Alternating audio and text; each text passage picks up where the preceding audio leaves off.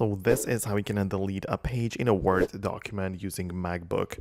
So if it kind of depends on which kind of software you have ready for it, because if you have a Word document on your Mac, you can use the Apple text editor called Pages, or you can also just use the Microsoft Word if you have that installed. But I'm just going to go with Pages as most people have that on their MacBooks. So you can just open up that document right there. And if you have multiple different pages, and you want to just delete a page in a Word document, you want to essentially just ensure that there is nothing on it, right? So if there are like 3 pages, you want to delete the second one.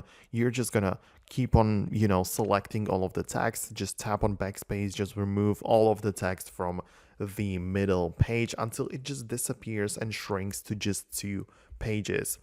This is going to ensure that you are going to delete that page that you don't need. Of course, if there is some text on it, some images, some other things associated with that page, it will just still be there. So you want to ensure that everything is deleted, so the page will delete or be gone as well. After you are done, you want to just save that file by clicking on the file and then saving or exporting it as a brand new document, right? So you can export this finished piece by saving it as a PDF, Word, EPUB, plain text, and even more options are available to you.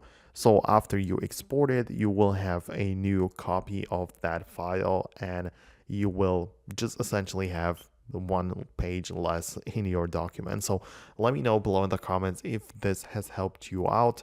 If you have found this video helpful, hit the thumbs up on this tutorial, subscribe for more, and I'll see you in the next video in the future.